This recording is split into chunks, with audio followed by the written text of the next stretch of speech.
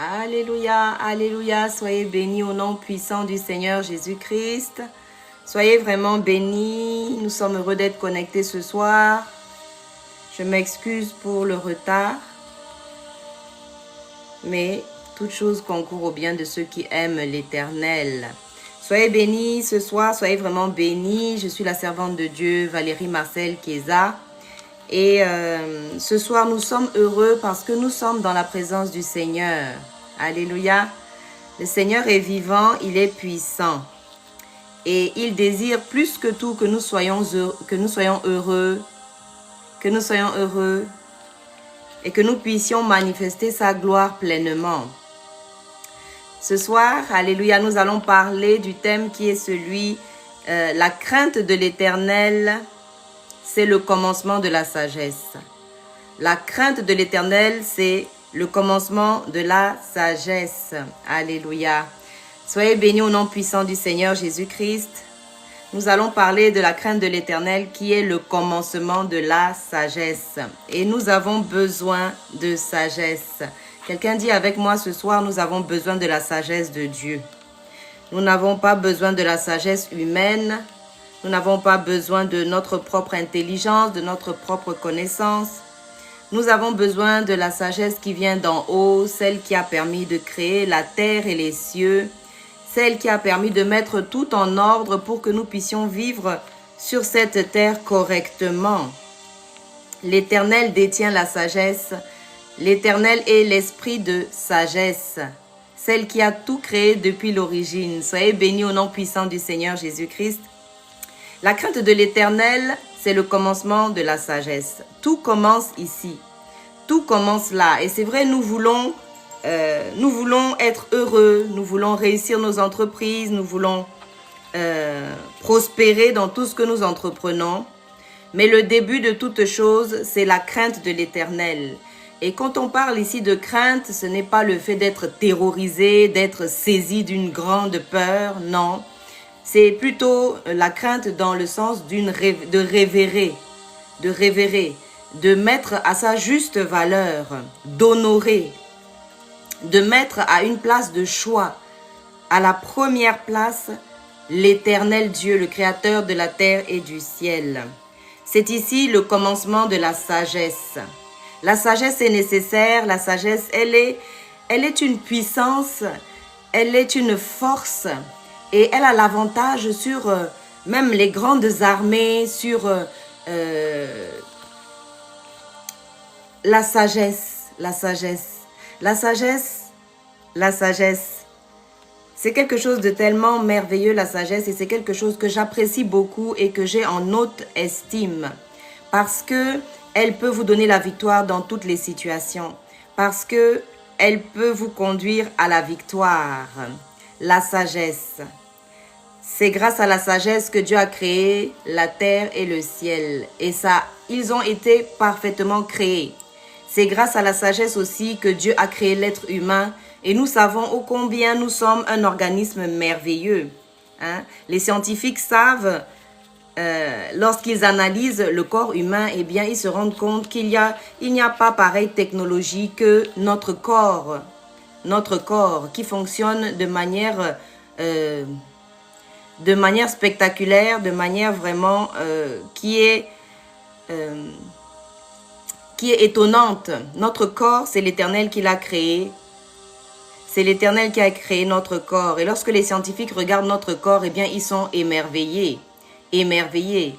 Nous voyons parfois certaines découvertes que nous faisons ou que les scientifiques font. Par exemple, lorsque la caméra et l'appareil photo ont été créés, eh bien, c'était sur la base de la science qui a permis de créer l'œil de l'être humain. Ça fonctionne de la même manière. Vous voyez, quand on parle de Dieu, quand on parle de l'Éternel, Saint-Esprit, merci, eh bien, on est émerveillé tout simplement. Parce que ça dépasse ce que l'être humain peut faire. Ça dépasse les capacités humaines. Et nous avons besoin de connaître l'Éternel. Nous avons besoin de connaître l'Éternel. C'est ici le commencement de la sagesse. Parce qu'on ne peut pas craindre, veut dire on ne peut pas révérer. On ne peut pas honorer quelque chose qu'on ne connaît pas.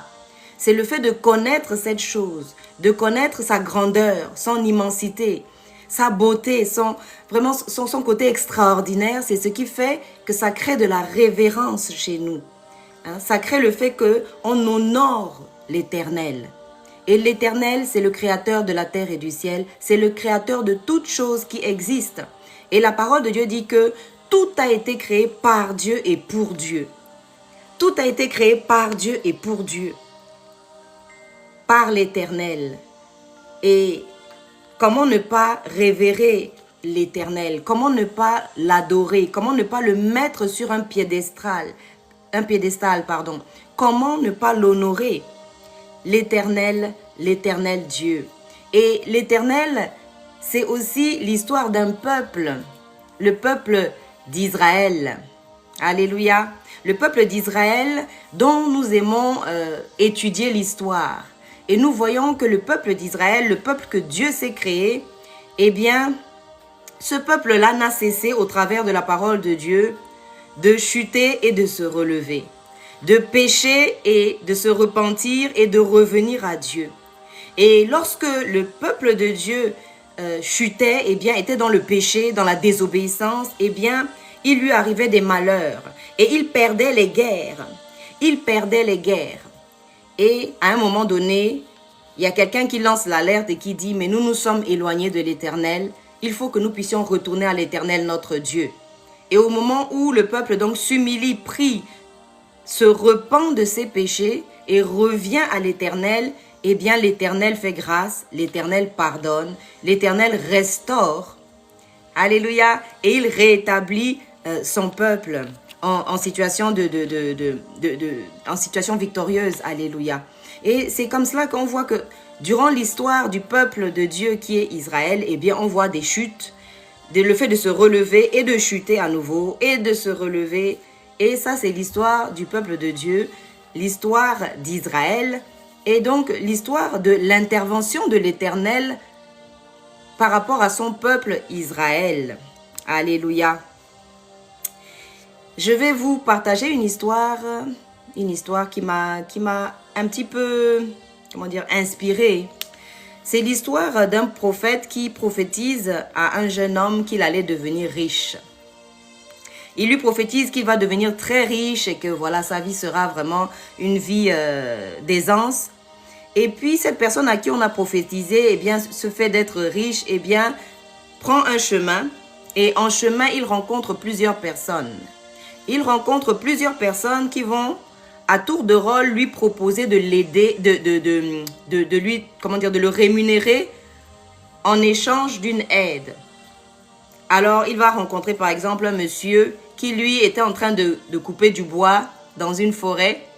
Et voilà que ce monsieur, donc on lui propose d'aider à couper le bois et qu'ensuite on lui donnerait de l'argent.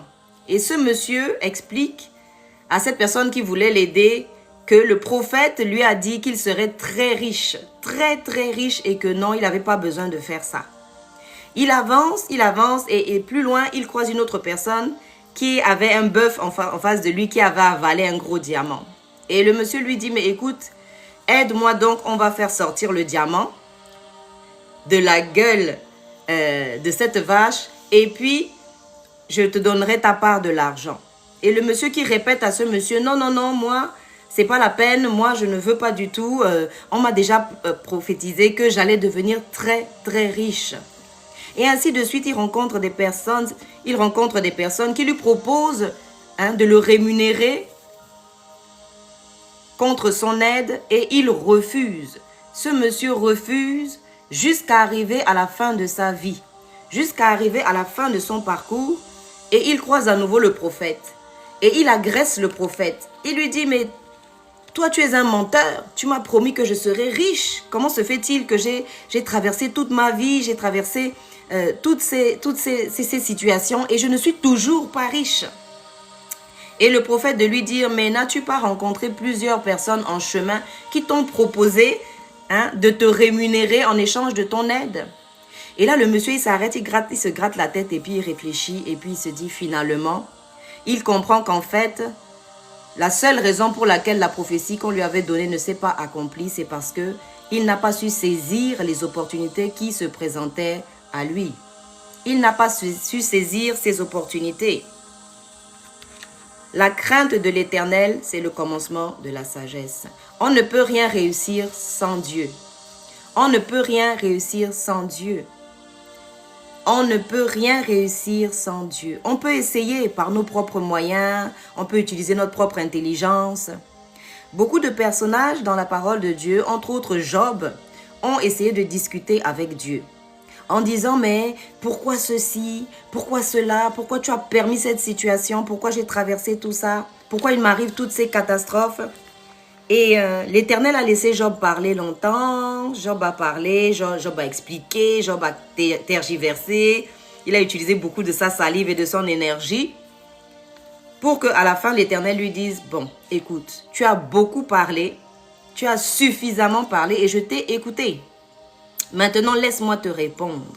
Et lorsque l'Éternel prend la parole, il démontre à Job que Job manque de sagesse. Job manque de sagesse. Il demande à Job, il dit, mais quand je créais la terre et le ciel, tu étais où? Est-ce que c'est toi qui as délimité la limite pour la mer?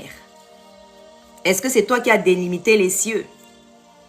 L'Éternel sait les choses mieux que nous. Et dans beaucoup de nos situations, si on avait demandé à l'Éternel, eh bien, on se serait moins trompé. On aurait eu moins d'échecs. On aurait eu moins d'échecs dans nos vies. Mais très souvent, nous voulons faire sans Dieu. Nous voulons faire à notre manière. Nous voulons faire avec notre sagesse humaine qui est limitée, qui n'a rien à voir avec la sagesse de Dieu.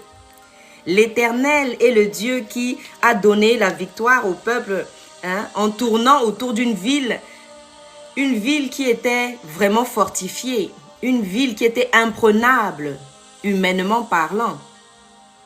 Mais l'Éternel leur a dit, mettez les chantres devant, tournez autour de Jéricho pendant 7 jours, et le 7e jour, poussez des cris de guerre. Et on voit bien que ça a l'air vraiment ridicule parce que pousser des cris de guerre en face de personnes armées jusqu'aux dents, de vaillants guerriers, de forteresses mais vraiment solides, eh bien ça a l'air comme ça ridicule, mais c'est la sagesse de Dieu. C'est la sagesse de Dieu qui donne la victoire. Nos propres efforts, notre propre sagesse est limitée. Limitée. Elle ne peut pas nous donner la victoire. Et combien de fois on essaye d'être heureux et on se plonge dans des choses. Salomon, à la fin de sa vie, le roi Salomon, eh bien, nous a laissé des paroles de sagesse. Il a dit, j'ai eu des milliers de femmes. J'ai eu de l'argent à n'en plus finir. J'ai fait beaucoup de choses, mais je n'ai pas vu que le bonheur était dans tout cela. Mais il a fallu qu'il arrive quand même à la fin de sa vie. Il a fallu quand même qu'il tente à sa manière, qu'il essaye toutes sortes de choses sur la terre. Il est possible qu'il ait essayé des drogues. Il est possible qu'il ait essayé l'alcool. Bon, il a essayé les femmes, ça, on est au courant. Mais malgré tout cela, il a compris que le bonheur n'était pas dans tout cela. Le bonheur se trouve en Dieu. Le bonheur se trouve en Dieu seul. Notre bonheur se trouve en Dieu. Aucune drogue, aucun alcool, aucune dépravation sexuelle ne peut amener à cet état de bonheur et de satisfaction que l'Éternel a prévu pour nous. De la manière qu'il l'a prévu, c'est-à-dire que ce n'est pas comme nous pensons, ce n'est pas comme nous voulons. La parole de Dieu nous rappelle que les pensées de l'Éternel ne sont pas nos pensées. La volonté de l'Éternel, elle diffère de notre volonté. Et nos ambitions, aussi merveilleuses peuvent-elles nous paraître, elles ne peuvent jamais égaler le plan parfait de Dieu pour nos vies. L'Éternel est un Dieu bon. Il a dit, je mets devant toi la vie et la mort. Mais il dit, choisis la vie afin que tu vives. On a le choix de faire tout ce qu'on veut faire. Sur cette terre, on est libre. On est libre de faire tout ce qu'on veut faire. Et le libre arbitre que Dieu nous a donné nous permet de faire tout ce qu'on veut. Tout ce qu'on veut. La parole de Dieu dit que tout est permis, mais tout n'est pas utile. Et il y a des choses dans lesquelles on se casse la figure. il y a parfois des choses qu'on tente vraiment hors de la volonté de Dieu. Il y a aussi ce qu'on appelle la volonté permissive de Dieu. C'est-à-dire que ce n'est pas ce que Dieu avait prévu pour nous. Mais on s'entête. On s'entête et Dieu permet. Voyez-vous, pour qu'on puisse nous-mêmes expérimenter le fait que notre intelligence, notre sagesse, nos connaissances ne nous rendront jamais aussi heureux que le plan parfait de l'Éternel pour nos vies. Alléluia. Nous devons connaître l'Éternel. Et parfois pas que je sois étonnée, parce que la révélation de la parole de Dieu, c'est ce qui nous éclaire. La parole de Dieu dit que la révélation de ta parole nous éclaire. La révélation de Jésus-Christ nous éclaire. La révélation du Saint-Esprit, de la personne du Saint-Esprit nous éclaire. Et c'est en lisant la parole qu'on apprend à connaître Dieu. Qu'on apprend que l'Éternel, il a l'habitude de fonctionner de telle et telle manière. Et c'est cela, c'est en connaissant la parole de Dieu que le discernement vient. Parce qu'on va apprendre à reconnaître la façon de procéder de notre Dieu, qui est loin d'être notre façon à nous. Loin, très loin d'être notre façon à nous. L'Éternel prend un petit berger qui n'a aucune expérience, qui est là dans les champs comme ça, et il en fait un roi. Il en fait un roi. Et il lui donne la capacité de tuer un géant. Un géant. Et il y avait là, à ce moment-là, des hommes de guerre. Il y avait le roi Saül, il y avait les frères de David, des personnes expérimentées à la guerre. Mais il ne choisit aucune de ces personnes pour vaincre Goliath. Il ne choisit aucune de ces personnes pour donner la solution à ce peuple. Et Goliath est là depuis des jours. Et il hurle, il insulte le Dieu d'Israël pendant des jours. Et personne ne bouge. Personne ne bouge. Personne ne bouge parce que personne n'a été mandaté pour cette mission-là. Personne là n'a été mandaté à part le petit David. David qui était dans les champs. David qui n'avait pas de diplôme dans l'armée. Qui n'avait pas d'armure. Il n'avait même pas d'armure. Hein? C'est Saül qui a essayé de lui mettre son armure dessus, qui a essayé de lui prêter son épée. Mais la sagesse de Dieu, la sagesse de Dieu, 5 pierres, 5 petits cailloux ont descendu un grand géant qui était là depuis des jours et qui insultait jour et nuit le Dieu d'Israël. La sagesse de Dieu, la crainte de l'Éternel, c'est le début de la sagesse. Celui qui craint l'Éternel aura la victoire dans toutes ses entreprises. Celui qui craint l'Éternel aura un foyer heureux. Celui qui craint l'Éternel aura la victoire sur ses ennemis. La victoire n'est pas au plus vaillant, n'est pas à l'armée la plus non. Elle est à ceux qui craignent l'Éternel. Elle est à ceux qui craignent l'Éternel. Il faut que l'Éternel nous révèle les choses. Il y a quelqu'un dans la parole de Dieu qui a dit, Éternel notre Dieu, nous n'irons pas à la guerre si tu ne marches pas devant nous. Et parfois nous avançons dans des chemins, nous nous lançons dans des choses. Et parfois ce n'est pas que le Seigneur ne nous a pas promis des choses. Parfois ce que l'Éternel nous a promis c'est véridique, il nous a promis quelque chose. Mais ce n'est pas le temps de Dieu. Ou ce n'est pas la manière par laquelle le Seigneur a décidé de procéder. Et qui sommes-nous pour aller forcer la main de l'Éternel? La parole de Dieu dit que l'Éternel est au ciel et il fait ce qu'il veut. Il ne demande l'avis de personne. Ni l'avis de Valérie, ni l'avis de Paul, ni l'avis de Jacques. Non. L'Éternel est Dieu et il est souverain. Le dernier mot lui appartient. Nous marions et nous ne voulons pas savoir ce que Dieu dit du mariage. Non. Nous voulons aller expérimenter les choses là-bas. Nous voulons aller concocter un cocktail, quelque chose en se disant peut-être que c'est comme ça que je dois aimer mon épouse. Peut-être que c'est comme ça que je dois aimer mon époux. Alors que la parole de Dieu nous explique très bien comment il faut le faire. La parole de Dieu nous apprend qu'on ne peut pas fonder un foyer sans mourir à soi-même. Parce qu'on ne peut pas aimer quelqu'un d'autre tant qu'on n'est pas arrivé à s'aimer soi-même.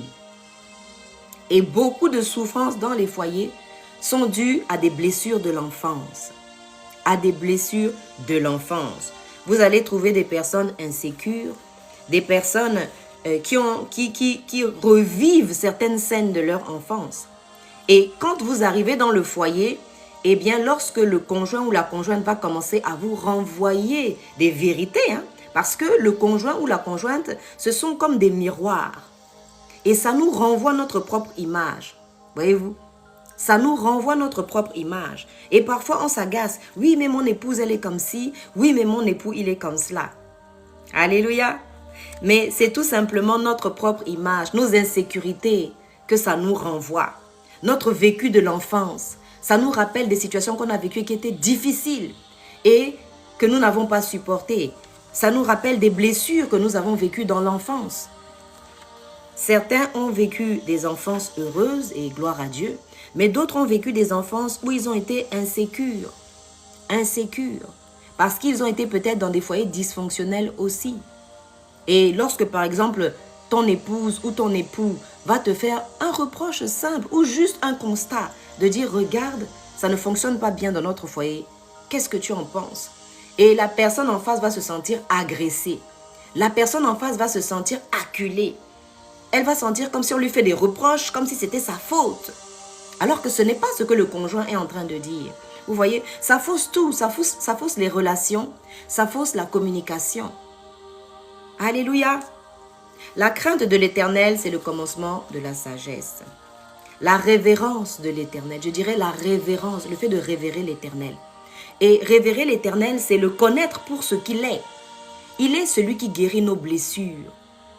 Nous devons savoir que l'Éternel est Jéhovah Rapha. Il est celui qui guérit les blessures. Autrement, nous n'allons pas aller à lui, nous n'allons pas nous exposer à sa présence pour qu'il puisse guérir nos blessures de l'enfance. Pour qu'il puisse guérir l'enfant blessé en nous. Nous sommes là, nous sommes des femmes, nous présentons bien, nous sommes des hommes bien présentés et tout, mais au fond de nous-mêmes, à l'intérieur de nous, il y a cet enfant blessé. Il y a cet enfant, peut-être que les parents n'ont pas écouté, dont on n'a pas pris l'avis, ou à chaque fois on lui disait non, tais-toi, toi tu n'as pas droit à la parole, toi tu n'as rien à dire dans cela. Voyez-vous, il y a des statistiques qui sont sorties et qui ont fait une étude concernant les enfants. Et on s'est rendu compte que les personnes qui, enfants, avaient grandi dans des foyers où on les écoutait, on prenait le temps d'entendre. Il faut que nous prenions le temps d'écouter nos enfants dans la maison. Vous savez, en tant que mère, en tant que père, en tant qu'épouse, nous devons être en capacité de demander à son conjoint, écoute, qu'est-ce qui te déplaît chez moi? Qu'est-ce que je pourrais améliorer? Voyez-vous? Mais certaines personnes ne sont pas capables de poser la question parce qu'elles ne peuvent pas, supporter la réponse qui va venir. Or, il faut que ton conjoint, ta conjointe puisse te dire, voilà mon époux, il y a ça qui, voilà, ça il faudrait peut-être comme ci, ou ça il faudrait peut-être comme cela. Voyez-vous? Donc, cette étude a montré que les enfants qui ont grandi dans des foyers où on les a écoutés, où on a pris leur avis en compte, eh bien, sont allés beaucoup plus tardivement vers tout ce qui est la sexualité, tout ce qui est l'alcool, tout ce qui est les drogues. Voyez-vous? Même la prostitution. Vous trouvez beaucoup de prostituées, ce sont des femmes brisées. Mais il y a des hommes aussi, parce qu'il y a des hommes prostitués. Et ce sont des personnes qui sont brisées. En temps normal, quelqu'un ne va pas dire « Ah, moi, quand je serai grande ou quand je serai grand, je veux devenir prostituée. » Jamais on va entendre ça. Alléluia. C'est pourquoi quand le Seigneur Jésus-Christ, dans la parole de Dieu, rencontrait une prostituée, il transformait la vie de cette prostituée. C'est-à-dire qu'elle arrivait dans l'état où elle était et quand elle repartait de sa rencontre avec le Seigneur Jésus, sa vie était transformée. Elle avait été changée comme changée en une autre personne. Voyez-vous? Et c'est ça le témoignage de Jésus-Christ. C'est-à-dire qu'on arrive à lui avec toutes nos blessures, avec nos foyers dysfonctionnants, avec notre enfance que nous avons vécue. Chacun a vécu des blessures ici et là, des maltraitances de toutes sortes. Et nous devons exposer nos vies à la présence du Saint-Esprit. Parce que le Saint-Esprit est là pour faire un travail dans nos vies. Le Saint-Esprit est là pour guérir nos blessures, pour restaurer nos vies, pour nous donner un diadème au lieu de la cendre. C'est ce que le Saint-Esprit vient faire dans nos vies. Mais nous devons craindre l'Éternel, c'est-à-dire nous devons connaître l'Éternel. Nous devons le connaître. Nous devons connaître la personne du Saint-Esprit. Quand je suis blessée, quand j'ai été offensée, je dois être capable de courir dans la présence du Saint-Esprit et de dire « Saint-Esprit, je suis blessée. Saint-Esprit, mon époux m'a dit une méchanceté, j'ai mal au cœur. Saint-Esprit, guéris mon cœur, je te prie. Saint-Esprit, apaise-moi. Ou même de pleurer dans la présence du Saint-Esprit. De pleurer, de déposer ses fardeaux. C'est comme quelqu'un qui arrive avec des valises chargées. Et qu'est-ce que l'Éternel a dit? Il a dit, venez à moi vous tous qui êtes fatigués et chargés, et je vous donnerai du repos. Je vous donnerai du repos. C'est cela que le Saint-Esprit fait. C'est le travail du Saint-Esprit dans nos vies. Alléluia. Nous avons de la chance de connaître l'Éternel. Nous avons de la chance de connaître le Saint-Esprit, d'avoir accès au Saint-Esprit. C'est une grâce. C'est vraiment une grâce. D'autres personnes n'arrivent pas à sortir de leur situation. Beaucoup se suicident. D'autres sont dans la dépression, dans les angoisses. D'autres ne dorment pas la nuit parce qu'ils ne connaissent pas le Saint-Esprit, parce qu'ils n'ont pas accès au Saint-Esprit. Et c'est notre responsabilité en tant qu'enfant de Dieu de faire découvrir ces choses à ceux qui ne les connaissent pas encore. De dire à sa sœur, écoute, le Saint-Esprit peut te guérir. Écoute, le Saint-Esprit peut guérir ses blessures. Alléluia, tu n'es pas destiné à souffrir, souffrir et souffrir. Hein? Récemment, le Seigneur m'enseignait sur la perversion narcissique. La perversion narcissique qui n'est autre que l'esprit de Jézabel, qui n'est autre que le destructeur de destinée. Quand vous croisez un pervers narcissique, vous croisez une perverse narcissique, sa mission, la mission de l'esprit méchant qui habite cette personne, c'est de détruire votre vie. Non seulement cet esprit a déjà détruit la vie de la personne qui le transporte, mais en plus, c'est comme s'il contamine tout ce qui est autour. Quand il vous croise, c'est-à-dire qu'il vous désoriente. Vous étiez en train de suivre le chemin de votre destinée correctement. Vous entendiez l'Éternel, votre oreille était bien exercée à écouter l'Éternel, vous saviez où vous alliez, votre vie était bien rangée, vous étiez vraiment en chemin vers votre destinée. Vous étiez en train d'accomplir votre mission sur la terre correctement. Vous croisez cet esprit de Jézabel, qui est l'esprit de perversion narcissique, elle vous désoriente. Quand cet esprit a fini de faire ce qu'il est venu faire dans votre vie, et souvent, il passe par les relations sexuelles, il passe par le fait de rencontrer quelqu'un qui a l'air bien, hein? Une belle femme, un bel homme, très bien, hein? Très gentil, très attirant, très souriant. Et après, lorsque cette personne maintenant vous révèle qui elle est, lorsque le voile tombe, parce qu'au début, ce sont des inconnus, mais après, vous allez vous rendre compte que, cette personne est passée dans ma vie, elle m'a laissé complètement désorientée. Vous ne savez même plus si vous êtes appelé de Dieu ou pas. Vous ne savez plus quelle était votre mission ou pas. Vous doutez de vos propres capacités. Vous doutez de votre propre valeur. Vous doutez de votre identité. Et vous vous retrouvez, la honte vous saisit. C'est comme quand quelqu'un pêche, eh bien, la honte vient comme un vêtement sur vous. Et vous êtes honteux. Vous devenez honteux. Vous manifestez cette honte, ce sentiment de honte et de dégoût de soi. C'est parce que l'esprit de Jézabel est passé dans votre vie. L'esprit de Jézabel est passé dans votre vie. Et le Seigneur, des fois, il t'enseigne sur ce que c'est que l'esprit de Jézabel. Et c'est au fur et à mesure qu'il t'enseigne que la délivrance prend place. Que tu te rends compte que ce n'est pas de ta faute. Que tu as croisé cet esprit qui est l'esprit de Jézabel. Et Jézabel, c'est une tueuse de destinée. Elle tue les prophètes, elle tue tout ce qui est prophétique en vous. Quand l'esprit de Jézabel, l'esprit de perversion narcissique traverse votre vie, vous n'entendez plus l'Éternel. Vous entendez toutes sortes de voix, mais vous ne reconnaissez plus la voix de l'Éternel. Vous allez commencer à suivre les mauvais conseils. Vous allez commencer à prendre les mauvaises décisions. Vous allez commencer à faire les mauvais choix dans vos vies et vous allez vous retrouver loin de l'Éternel. Alléluia. La crainte de l'Éternel, c'est le commencement de la sagesse. Et comment la crainte de l'Éternel vient? Comment est-ce qu'on finit par révérer l'Éternel pour ce qu'il est? Eh bien, il y a un verset qui dit, on ne se moque pas de Dieu. Tout ce qu'un homme aura semé sur la terre, il le récoltera. Il le récoltera. Et on se rend compte que tout ce qu'on fait sur la terre, toutes les actions qu'on pose, tout ce qu'on a comme interaction avec les personnes, eh bien, ça a des conséquences. On finira par le payer. Beaucoup ont commis des actes, ils ont trompé des personnes, ont menti ici, ont caché des choses. Ils ont cru qu'ils faisaient bien. Ils ont cru qu'ils étaient très intelligents et que les personnes qu'ils ont trompées, eh bien, n'étaient pas intelligentes, étaient manipulables, voilà, étaient... Mais à la fin, quand le péché rattrape les personnes qui mentent, les personnes qui volent, les personnes qui trompent les autres, les personnes qui manipulent les autres, eh bien, quand le péché les rattrape, ils tombent très, très, très bas. Parce que tout ce que tu fais en secret finira par te rattraper en public. Pas en secret, hein, en public. C'est en secret qu'on pêche. C'est en secret qu'on trompe, qu'on vole, qu'on ment, qu'on fait toutes sortes de choses horribles. C'est dans les ténèbres, c'est dans l'obscurité. Mais à la fin, toutes ces choses sont exposées.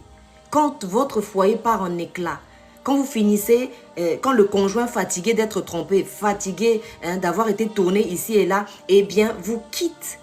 Lorsque vos enfants maintenant sont sans leur mère ou vos enfants sont sans leur père, c'est là que vous vous rendez compte que tout ce qu'on fait dans la vie a des conséquences. A des conséquences. Heureuse la personne qui retient son pied lorsqu'il faut faire le mal, lorsqu'il s'agit de commettre le mal. Et vous savez, la notion de mal, pour Dieu, tout ce que nous on appelle bien, ce n'est pas forcément le bien selon Dieu.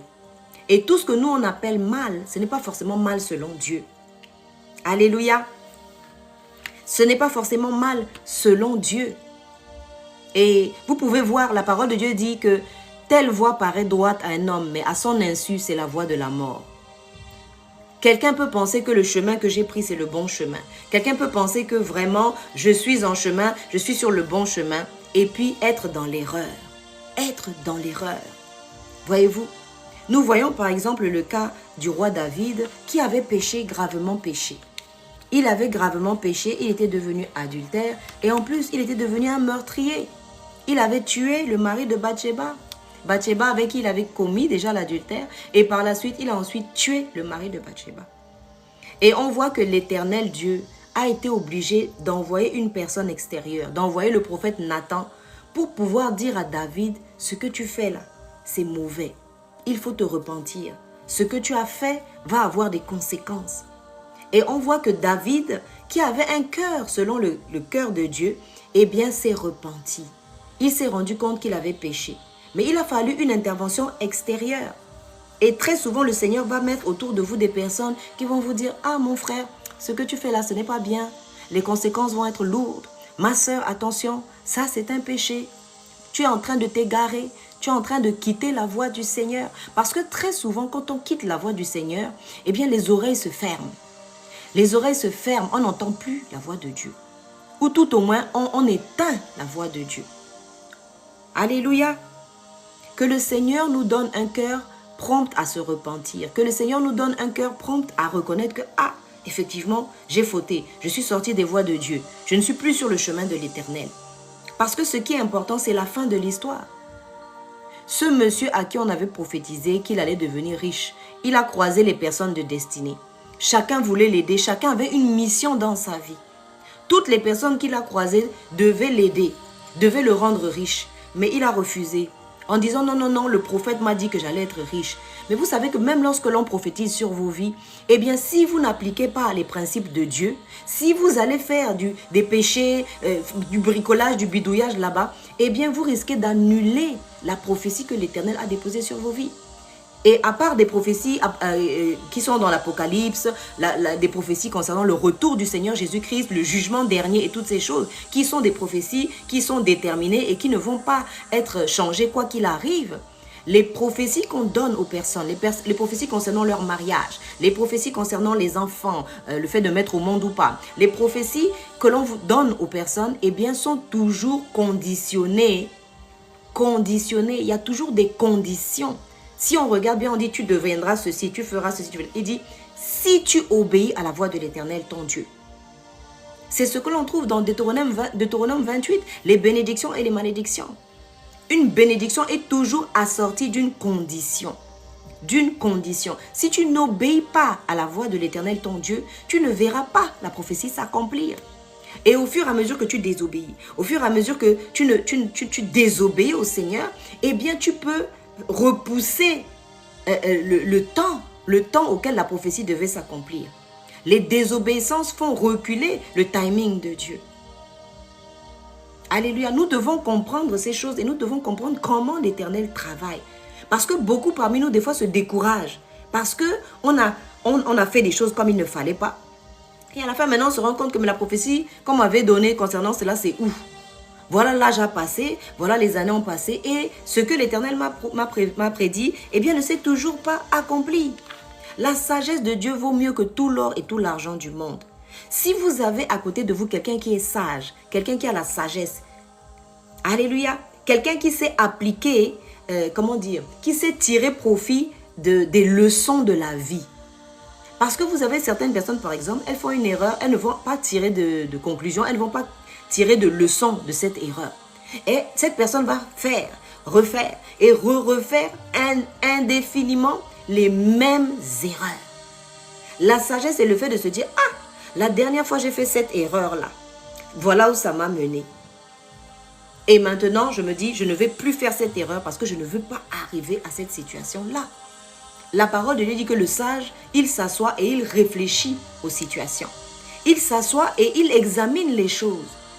Il médite, il regarde ce qui se passe autour de lui. Il est enseigné par les erreurs, par aussi les réussites des uns et des autres. Quand tu vois que quelqu'un a suivi un certain chemin et qu'à la fin, il a échoué, vous voyez encore une deuxième personne qui prend le même chemin, qui échoue. La sagesse voudrait qu'on se dise, ce chemin-là mène à la mort, il ne faut surtout pas que je prenne ce chemin.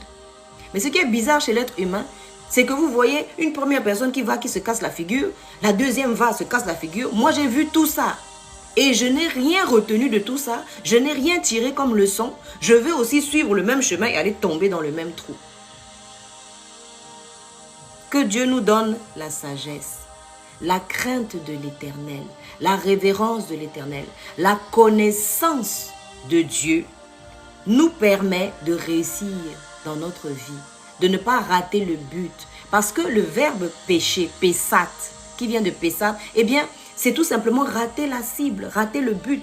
Et on peut vivre sa vie sur la terre en ratant le but. C'est-à-dire que ce que l'Éternel avait prévu pour nos vies, on ne le fait jamais. On arrive à la fin et on se dit, ah, mais Dieu avait prévu pour moi un mariage. Dieu avait prévu pour moi des enfants. Dieu avait prévu que peut-être je devienne ceci, je devienne cela. Et rien ne s'est accompli. Parce que je n'ai pas suivi les principes divins. Parce que je n'ai pas obéi à la voix de l'Éternel, mon Dieu. On ne peut pas vivre une vie de désordre et s'attendre à ce qu'il y ait de l'ordre dans nos vies. Vous savez, récemment je pensais à quelque chose. Quand vous trouvez quelqu'un qui vit une vie qui a la paix, qui a vraiment la paix en elle, parce que la paix, c'est un fruit du Saint-Esprit. C'est-à-dire que c'est une personne qui a l'habitude de cultiver la présence du Saint-Esprit. Et vous savez, le Saint-Esprit, c'est une personne. C'est une personne et c'est une personne qui peut être facilement offensée, le Saint-Esprit. Cette troisième personne de la Trinité, parce que notre Dieu est trinitaire, il est Père, Fils et Saint-Esprit, et Esprit. Mais ces trois personnes représentent une seule et même personne. Ce sont trois aspects d'une même personne. Eh bien, ce côté-là, cet aspect-là de Dieu qui est le Saint-Esprit, l'Esprit de Dieu, c'est quelqu'un qu'on peut attrister facilement. C'est quelqu'un, vous savez, parfois vous pouvez vivre avec un prophète. Il faut savoir vivre avec les serviteurs de Dieu. Quand on vit avec un pasteur, il y a certaines choses qu'on va vivre. Quand on vit avec un serviteur, une servante de Dieu par exemple, il y a des choses que vous allez voir, vous allez penser que c'est le prophète ou la prophétesse qui a ces émotions-là, qui réagit. Alors que vous ne vous rendez pas compte que là, c'est Dieu, c'est la réaction de Dieu. Si vous vivez avec des prophètes, des prophétesses, vous allez vous rendre compte que ce sont des personnes qui n'aiment pas le péché.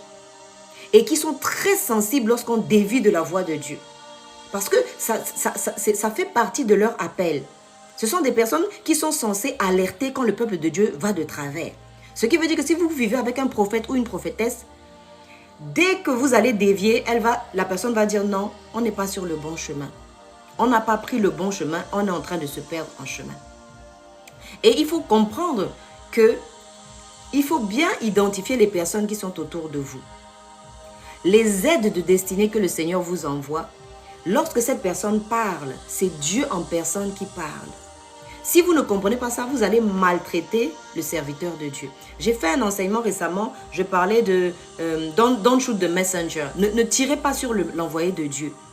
Parce que vous pouvez voir l'envoyé de Dieu et vous le maltraitez. Vous voyez le Seigneur Jésus-Christ par exemple, il est arrivé dans son lieu de naissance et il n'a rien pu faire dans cet endroit. Partout ailleurs, il a été acclamé, il a été honoré, il a été reçu. Vous savez, tout ce que vous n'honorez pas, vous allez le perdre. Si vous avez une bonne épouse, un bon époux, vous le maltraitez, vous ne l'honorez pas, vous le traitez comme moins que rien, vous allez le perdre. Parce que les choses de valeur, il faut les honorer. Les choses de valeur, on ne les traite pas n'importe comment. Voyez-vous, la parole de Dieu dit que celui qui reçoit un prophète en qualité de prophète,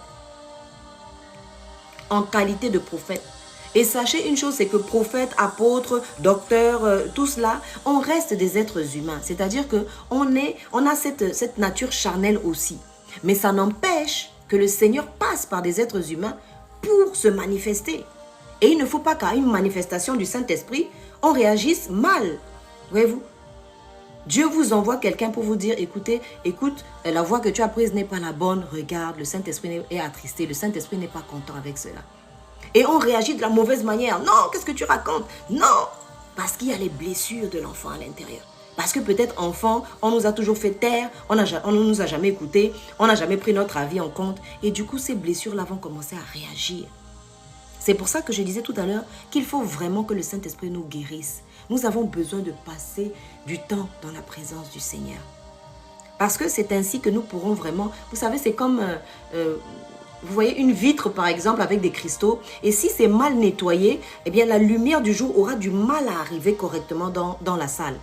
Alors que si on nettoie les carreaux, eh bien là, la lumière du jour va bien pouvoir éclairer l'intérieur et manifester vraiment toutes ces couleurs, toute cette beauté en fait, toute cette gloire de Dieu finalement. Et c'est ça le travail du Saint-Esprit dans nos vies. C'est-à-dire que le Saint-Esprit vient et quand il habite en nous, il commence un travail de nettoyage. Il commence à guérir. Oui. C'est pour ça que souvent le Saint-Esprit, on l'imagine sous la forme d'une huile en fait. Une huile guérissante, un baume de Galade qui vient guérir nos blessures, qui vient restaurer nos âmes blessées. Voyez-vous?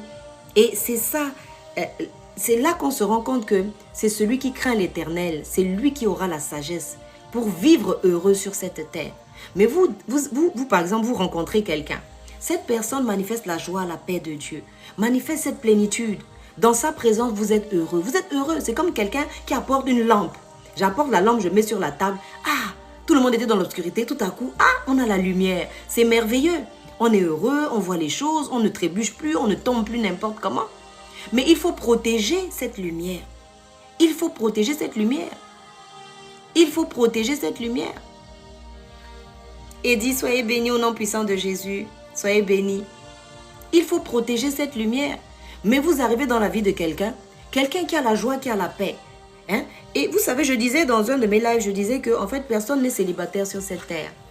Disons que les enfants de Dieu ne sont pas des célibataires.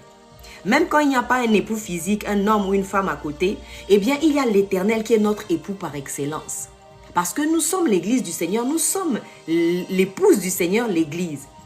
Donc, lorsque vous voyez par exemple une jeune femme qui est dans la présence du Seigneur souvent, qui est un jeune homme qui est dans la présence du Seigneur souvent, eh bien, il manifeste cette gloire, il manifeste cette joie, cette paix. Mais vous arrivez dans la vie de quelqu'un comme ça, qui manifeste cette joie et cette paix, qui est rempli de la présence de son Père Céleste, qui est rempli de la présence du Saint-Esprit, et vous commencez à influer négativement sur cette personne. Et après, vous dites non, cette personne n'est pas une bonne personne. Mais cette personne était une bonne personne avant que vous n'arriviez. Cette personne manifestait la joie et la paix. Cette personne avait une lampe qui éclairait beaucoup d'autres personnes. Vous ne pouvez pas venir comme ça et commencer à éteindre cette lampe. Commencer à déstabiliser ce porteur de lampe. Voyez-vous? Et c'est là qu'un examen est nécessaire, de se dire, de rentrer en ce moment et dire, mais attends, je suis rentré dans la vie de cette personne. J'ai trouvé cette personne, elle était épanouie. J'ai trouvé cette personne vraiment, j'ai aimé ce qu'elle manifestait. Mais moi, je suis venu, quelle influence j'ai eue sur cette personne? Lorsque vous rentrez dans la vie des gens, avant de se plaindre de la personne dans la vie de laquelle vous êtes entré, il faut d'abord s'examiner et dire, mais attends, moi quand j'ai rencontré cette personne, qu'est-ce qui m'a attiré vers cette personne? Même un pervers narcissique, quand il est attiré vers une personne, les pervers narcissiques ne vont jamais vers des personnes faibles. Ils vont vers des personnes qui sont remplies de la présence de Dieu, qui portent vraiment une destinée puissante. Et ils viennent pour détruire. C'est ce que Dalila est venue faire dans la vie de Samson. Et oui, c'est ce que Dalila a vu. Elle a vu une gloire, elle a vu quelque chose et elle est venue pour détruire. Mais sommes-nous des destructeurs ou des constructeurs? La parole de Dieu dit que la femme sage, elle bâtit sa maison. Et récemment, je disais que la révélation, Dieu révèle, parce que c'est la révélation de la parole de Dieu qui éclaire. La parole en elle-même, c'est comme on dit, la lettre tue. C'est l'esprit qui vivifie. Si l'esprit de Dieu ne sort pas de ce logos pour devenir Réma, vous ne pouvez pas faire application de ces choses. C'est-à-dire que ça ne devient pas encore sagesse. Ça devient juste une connaissance.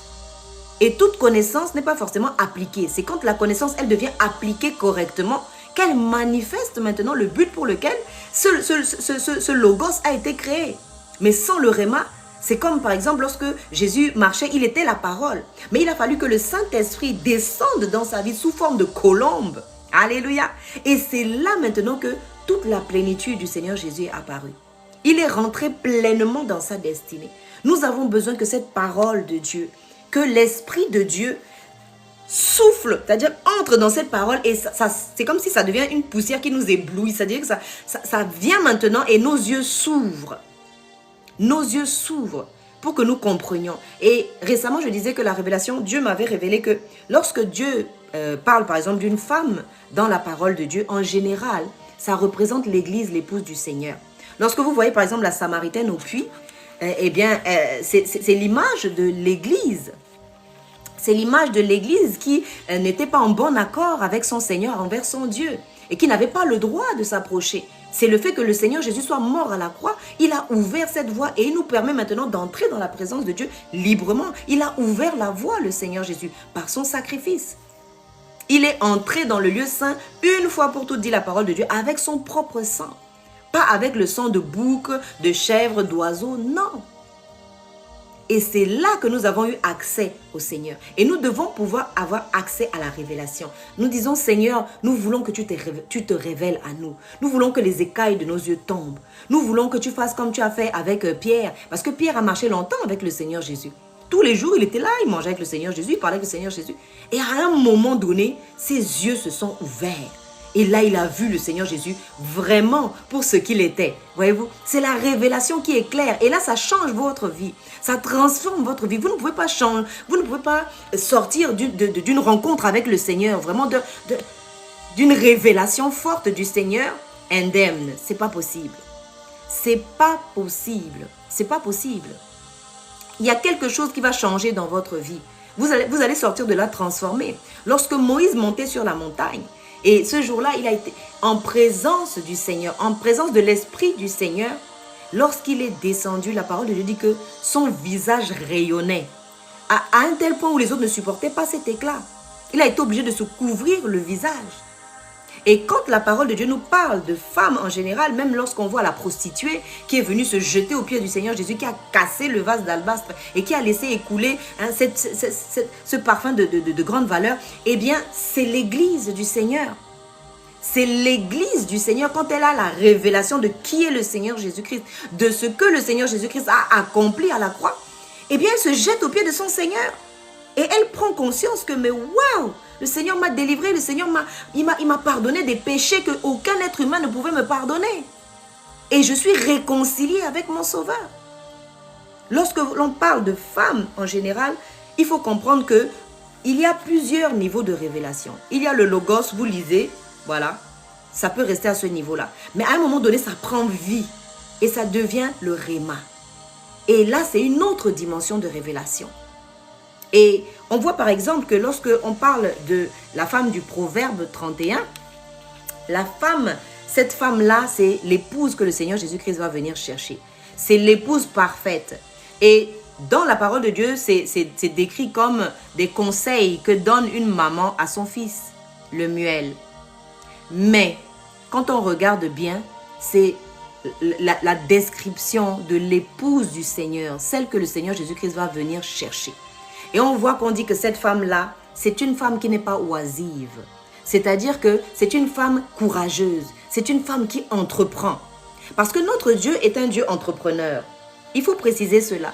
Notre Dieu est un Dieu entrepreneur. Et si nous devons ressembler à Dieu, nous devons être comme lui. Il n'est pas question que notre Dieu soit un Dieu entrepreneur et que nous soyons là sur la terre comme ça, presque vagabonds. Non. L'entreprise du Seigneur, c'était quoi? Quand il a créé tout ce qu'il a créé, et ensuite il a mis l'être humain dans le jardin. Et il lui a dit quoi? Il lui a dit, cultive.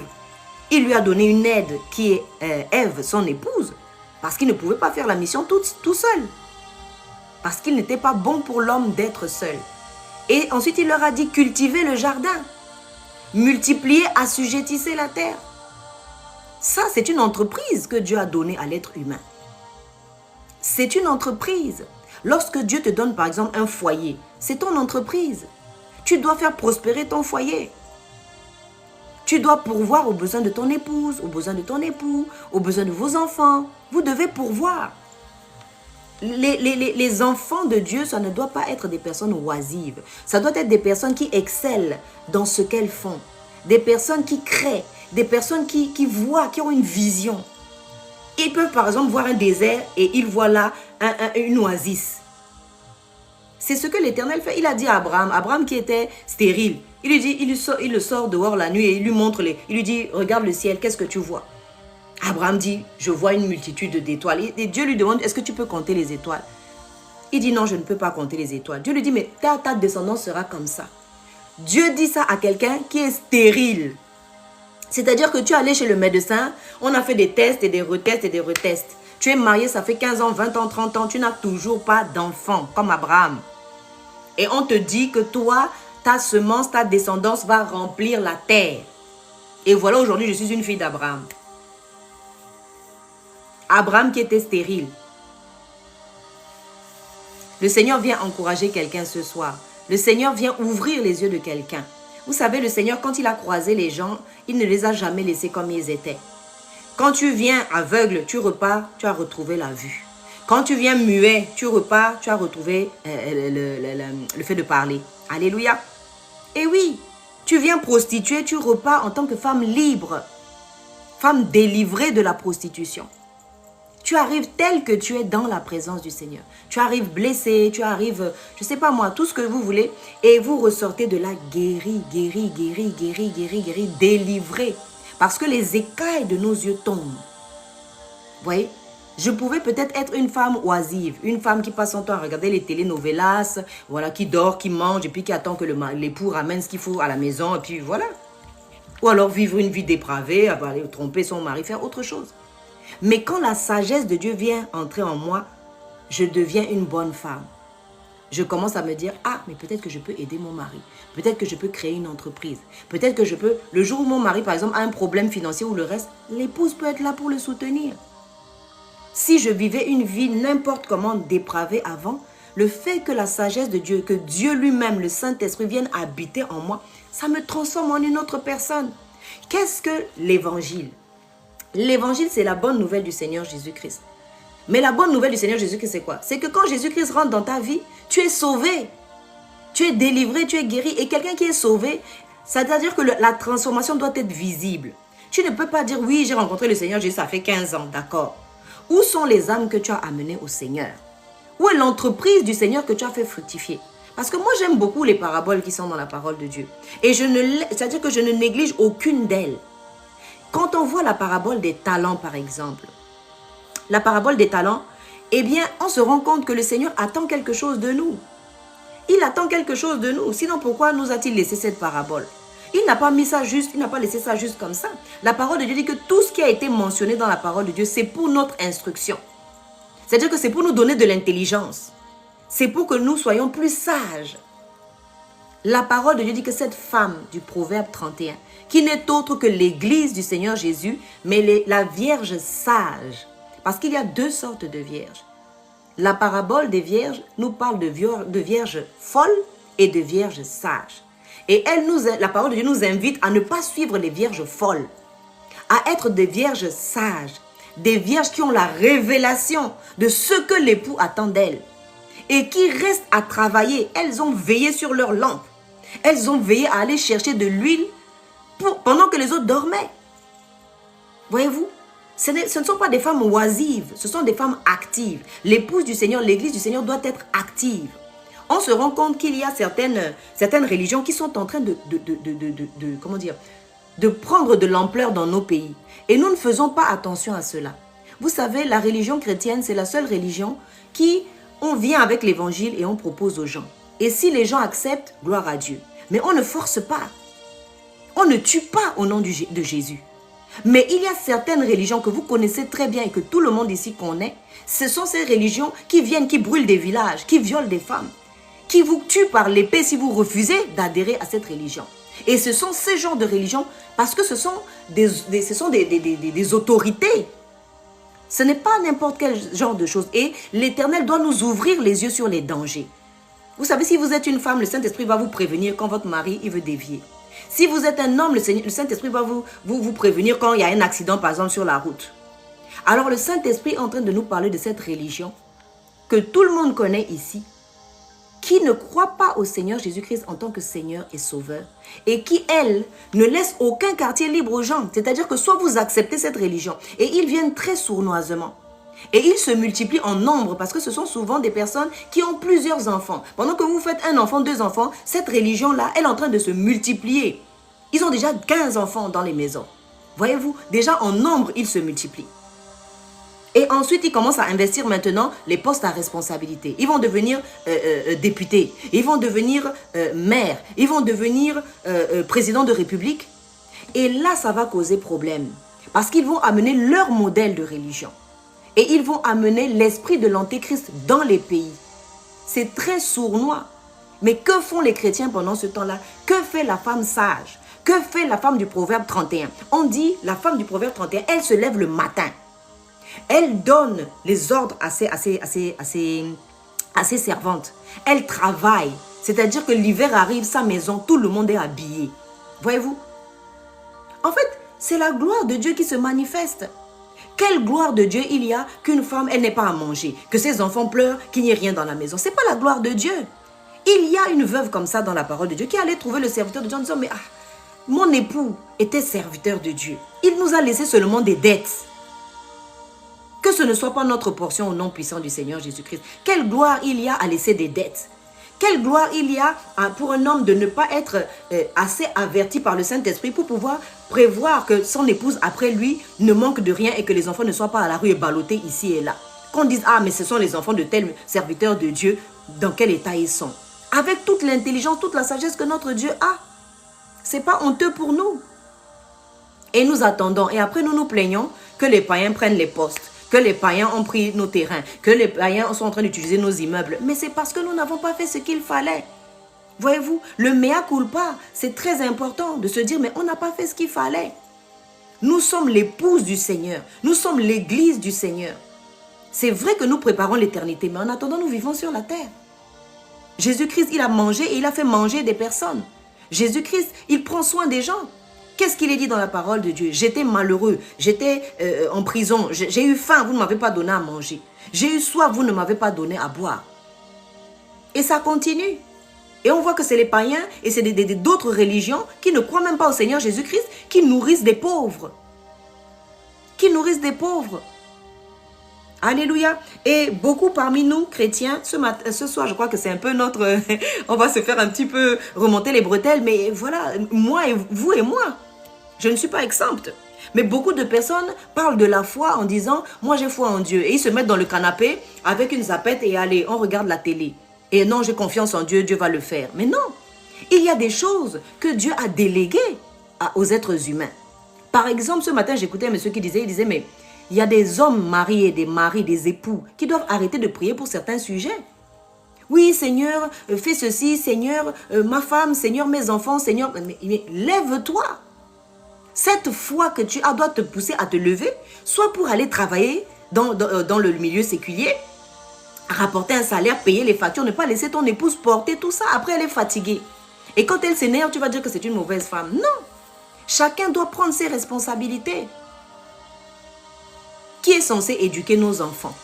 Nous prenons des domestiques maintenant, c'est eux qui font tout le travail. Ils enseignent tout et n'importe quoi à nos enfants. Nous devons être capables de discerner. La crainte de l'Éternel, c'est le commencement de la sagesse. Est-ce que quelque chose est bon pour moi? Fut un temps, et le modèle au début, c'était que les femmes restent à la maison et s'occupent des enfants et de la maison. Lorsque le mari rentrait, il était heureux. Ils ne mangeaient plus des trucs bizarres en route, des shawarma, des fast-food, des choses. Et puis maintenant, pour avoir de la tension, avoir du diabète et tout ça. Est-ce que c'était une mauvaise chose? On a introduit ce qu'on appelle la révolution féminine. On a dit aux femmes, maintenant, vous pouvez aller travailler dehors. On va mettre en place des systèmes pour que vos enfants soient protégés. Et aujourd'hui, dans ces mêmes systèmes de protection de l'enfance, c'est là où on viole vos enfants. C'est là où on retrouve des bébés nés abusés. Alléluia. C'est là où nos enfants, maintenant, sont enseignés de toutes sortes de choses, sauf de la crainte de Dieu. Et après, vous vous retrouvez que vous avez travaillé pour l'État, vous avez travaillé, vous avez construit des grands châteaux, mais les enfants se sont construits tout seuls. Les enfants ne connaissent pas la crainte de Dieu. La foi doit nous pousser à l'action. La vraie foi, la foi qui vient de Dieu, c'est la foi qui te pousse à l'action. C'est la foi qui te pousse à aller parler aux autres du Seigneur Jésus-Christ. Tu ne peux pas avoir reçu le Seigneur Jésus et puis tu es là, tranquillement, tu jouis de ça tout seul. Ça, c'est de l'égoïsme. Ce n'est pas la foi. Ce n'est pas la foi de Dieu. Alors, nous devons arrêter de nous cacher derrière certaines choses. Quand le Seigneur a donné l'ordre à Adam de gérer sa famille et son foyer, qu'est-ce qu'il est dit dans le Nouveau Testament? Si quelqu'un veut endosser des responsabilités, veut avoir la charge, porter la charge d'évêque, par exemple, dans l'église, et ce n'est pas que dans l'église, si tu veux être chef d'entreprise, il va falloir que tu fasses d'abord tes preuves dans ton foyer. Il faut que tu fasses tes preuves là, il faut que tu sois capable de faire tes preuves là, d'aimer ton épouse, d'avoir une seule épouse. Tu vas être chef d'entreprise, quel modèle tu vas être là-bas? Tu vas être, je ne sais pas, maire, député quelque part. Quel est le modèle que tu vas montrer? Il ne faut pas que Christ ait honte de nous. Nous devons être capables de représenter correctement Christ là où nous sommes. Nous sommes dans des entreprises, des fois, notre façon de parler, notre façon de nous habiller, notre façon de nous entretenir avec les gens, mais c'est honteux des fois. C'est honteux. On se comporte comme des païens dehors. La crainte de l'Éternel, c'est le commencement de la sagesse. Un époux ne peut pas bien aimer son épouse s'il n'a pas la crainte de l'Éternel. Il ne peut pas, avec toute la bonne volonté, avec toutes les bonnes décisions qu'il peut prendre, il faut la crainte de l'Éternel. Parce que la crainte de l'Éternel nous pousse à dire, Seigneur, j'ai mes faiblesses, je ne suis pas parfaite, mais Seigneur, aide-moi, Saint-Esprit, aide-moi. Et ça, c'est une force de savoir dire, Seigneur, je ne peux pas m'en sortir toute seule. Je n'ai pas la capacité et je ne peux pas, je le sais. J'ai besoin de toi, Seigneur. J'ai besoin de toi, Saint-Esprit, pour prendre les bonnes décisions chaque jour, pour ne pas prendre les mauvaises décisions, pour savoir parler à mon responsable, pour pouvoir savoir parler à mon épouse, savoir parler à mes enfants. Alléluia. Nous avons besoin du Saint-Esprit. Ça, c'est la sagesse. Que d'aller comme ça, faire par ses propres efforts. Dieu t'a donné, il t'a fait une promesse, c'est vrai. Il t'a promis quelque chose, il t'a donné une prophétie qui doit s'accomplir. Mais il faut encore que tu saches attendre le temps de Dieu. Et il faut encore que tu saches comment Dieu a prévu de le faire. Si il te dit par exemple, gardez silence, je combattrai pour vous. Mais que toi maintenant, tu te jettes sur le champ de bataille et que ça coince là-bas maintenant, tu vas dire, ah, mais il y a un problème dans la prophétie. Non, il n'y a pas de problème dans la prophétie. C'est toi qui n'as pas eu assez de sagesse. La crainte de l'Éternel, c'est de respecter le timing de Dieu. C'est de respecter la volonté de Dieu. C'est de respecter les conditions pour que ta prophétie puisse s'accomplir. Alléluia. L'Éternel Dieu sait mieux que nous ce qui est bon pour nous. Parfois, nous pensons que quelque chose est bon pour nous et ce n'est pas bon du tout. Et très souvent, l'Éternel nous a donné des conditions, mais nous, quand nous recevons les prophéties, nous ne faisons parfois et très souvent pas attention aux conditions pour que cette prophétie s'accomplisse. Nous allons faire les choses à notre manière, n'importe comment, et quand ça tourne mal là-bas, on dit qu'il y a problème dans la prophétie. Soyez bénis, Luna. Soyez bénis. Alléluia. Que le Seigneur nous aide. Nous allons prier ensemble. Nous avons passé une petite heure ensemble. Le temps est toujours trop court quand il s'agit de parler de notre Seigneur. Mais nous avons besoin que le Seigneur nous enseigne. Nous avons besoin que le Seigneur nous montre ses principes. Vous savez, Dieu, même le Seigneur Jésus-Christ, ce n'était pas quelqu'un qui était gentil, naïf. Non. Le Seigneur Jésus-Christ, il avait des principes. Par exemple, il a dit, si vous entrez dans un endroit et qu'on ne vous reçoit pas, nettoyez la poussière de vos pieds et quittez ce lieu. Le Seigneur Jésus-Christ ne restait pas dans des lieux où on le maltraitait. Et ce sera peut-être l'objet d'un prochain live, mais je voudrais dire à toutes les personnes qui sont maltraitées physiquement, qui sont maltraitées sexuellement, qui sont maltraitées psychologiquement, même dans un foyer ou dans une famille, écartez-vous, sortez de là. Ne restez pas là en disant non, il faut supporter. Qui a dit qu'il fallait supporter? Qui a dit qu'il fallait supporter? Mon frère, ma soeur peut être nocif pour moi, mais je me tiens à distance et je prie pour la personne. Mais je ne peux pas aller me mettre dans les mains de quelqu'un qui me maltraite. Jésus n'a jamais fait ça. La seule fois où il s'est laissé maltraiter, c'est parce que lui-même, il avait décidé que c'est le moment pour moi d'aller à la croix. Et c'est lui volontairement qui est allé. Mais ce n'est pas que non, il fallait supporter. Supporter quoi? Le Seigneur Jésus, il venait dans un endroit, vous ne voulez pas le recevoir, il nettoie ses pieds, il est parti. Il n'y a pas à rester dans des foyers toxiques. Il n'y a pas à rester dans des endroits où on va finir par vous tuer. Le nombre de femmes qui sont tuées, ça se multiplie de jour en jour. Se laisser tuer, ce n'est pas une preuve d'intelligence ou de sagesse. La sagesse de Dieu, c'est que quand tu vois le mal, tu t'écartes. La parole de Dieu dit que le juste, la personne intelligente, elle voit le danger arriver et elle se cache. Elle ne va pas s'exposer là-bas comme ça. On ne peut pas aller mourir dans un foyer parce que l'amour, parce que ceci. Ça, ce n'est pas de l'amour. Ça, c'est de la bêtise. Ça, c'est de la bêtise et de l'ignorance par rapport à la parole de Dieu. Parce que Dieu vous aime. Et Dieu ne veut pas que vous mouriez dans un foyer toxique. Dieu ne va jamais vous envoyer dans un foyer toxique. Et personne n'a le droit de vous maltraiter. Parce que si Jésus-Christ a payé votre vie, payé le prix pour votre vie à la croix, c'est pas pour que vous alliez jeter ça pour un homme, pour une femme, pour un enfant ou pour je ne sais quel Dieu étranger. Parce que le Dieu d'Israël, l'Éternel, dont la crainte est le commencement de la sagesse, eh bien nous donne la sagesse pour gérer même nos relations. Et lorsque quelqu'un est toxique pour vous, eh bien vous restez à distance et vous priez. Si par exemple quelqu'un a l'habitude de vous violer, on ne vous dit pas d'aller vous mettre là-bas. Oui, non, il faut supporter. Mais supporter, non. Ça, ce n'est pas la parole de Dieu. Et il est temps que la parole de Dieu revienne à sa place. Il est temps que nous ayons la révélation de la parole de Dieu. Que nous n'appliquions pas bêtement la parole alors que nous n'avons pas compris cette parole. Il est important de comprendre la parole de Dieu. Et c'est là qu'on voit cette femme sage. Parce que c'était quelqu'un dont l'époux était respecté aux portes. C'est-à-dire que c'était une femme qui avait des limites. Elle sait que ça, tu dépasses ça, tu es mon époux, tu es mon père, tu es ma mère, je vais te dire ça là, ce n'est pas correct. Avec tout l'amour et tout le respect que je te dois. Alléluia. Le Seigneur, c'est un Seigneur de principe. C'est un Seigneur de principe et de limites. Avec le Seigneur, tu dépasses la limite, tu tombes dans le chaos.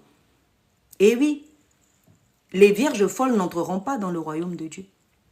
Les vierges folles n'entreront pas. La parole de Dieu est claire. Si tu ne ressembles pas au Seigneur Jésus, tu appliques les choses n'importe comment, tu vas mourir comme un animal. La parole de Dieu dit, vous êtes des dieux. Ne savez-vous pas que vous êtes des dieux, mais vous mourrez comme des animaux. Vous mourrez comme des animaux. Et nous ne voulons plus mourir comme des animaux. Parce que quoi? Nous allons acquérir la sagesse de Dieu. Nous allons avoir la crainte de l'Éternel.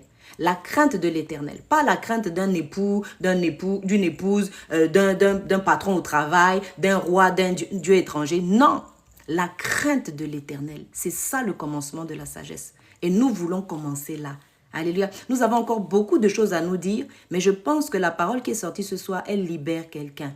Elle délivre quelqu'un d'un esclavage. Un esclavage que jusqu'à présent même tu ne connaissais pas. Parfois tu es dans une prison, tu n'es pas au courant. Et en écoutant quelqu'un, tu te dis, ah, mais c'est vrai, ce que je vis là, c'est pas normal. Ce que j'accepte, ce que je tolère là, ce n'est pas normal. Et c'est là que la délivrance intervient. La parole de Dieu dit que le peuple qui était dans les ténèbres a vu une grande lumière. C'est-à-dire que les prisonniers sont sortis. L'esclavage est terminé au nom puissant du Seigneur Jésus-Christ.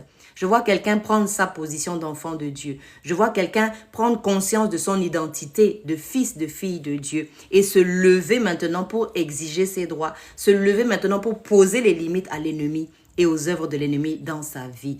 L'ennemi n'a pas le droit de toucher à vos familles. L'ennemi n'a pas le droit de toucher à votre épouse, à votre époux, à vos enfants. Alléluia. L'autorité vous a été donnée. Lorsque ces choses arrivent, rentrez en prière, rentrez en jeûne ou alors décrétez. Décrétez selon ce que l'Esprit vous donnera, mais ces choses doivent s'arrêter dans nos familles. Il en est assez de vivre des divorces dans le peuple de Dieu, les scandales dans le peuple de Dieu, les enfants abandonnés ici et là dans le peuple de Dieu. Ce n'est pas la gloire de Dieu, c'est la honte sur le nom de l'Éternel et c'est interdit. L'Éternel, mon Dieu, nous prions ensemble. Éternel, notre Dieu, Seigneur, nous sommes tes enfants. Nous dépendons de toi. Nous n'avons que toi. Tu es notre modèle, tu es notre instructeur. C'est toi qui nous instruis pour notre bien, Seigneur. Nous voulons nous laisser enseigner.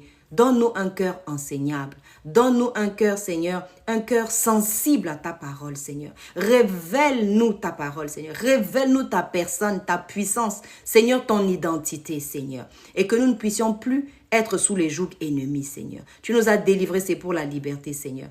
Fais-nous sortir de nos prisons, Seigneur. Fais-nous sortir de captivité, Seigneur. Fais-nous sortir, Seigneur, de toutes ces cages, Seigneur, de tous ces cercueils, Seigneur, où on nous avait placés, Seigneur. Et que nous puissions vivre, Seigneur, ta gloire. Que le monde puisse voir la manifestation de ta gloire. Parce que ta parole dit, Seigneur, que l'univers attend la manifestation des fils et des filles de Dieu. Nous sommes tes filles, nous sommes tes fils, Seigneur. Et ce soir, Seigneur, nous regagnons notre position, Seigneur. Notre position d'autorité. Notre position, Seigneur, de puissance et de pouvoir que tu nous as donné. Merci, Seigneur, parce que tu nous as créés tellement merveilleusement. Merci, Seigneur, parce que nous sommes créés à ton image, ô Éternel. Que ta gloire luise dans nos vies. Que ta gloire luise dans nos familles, Seigneur. Que les ennemis prennent la poudre d'escampette, Seigneur. Que les ténèbres, Seigneur Jésus, lâchent prise sur nos maisons et nos foyers. Et que ta gloire, Seigneur, resplendisse sur nous. Au nom puissant du Seigneur Jésus-Christ. Amen. Soyez bénis dans vos maisons, soyez fortifiés. Et que la paix et la joie du Seigneur soient votre portion dans le nom puissant du Seigneur Jésus-Christ. Je vous dis à très bientôt. C'était la servante de Dieu Valérie Marcel Kézard. À très bientôt.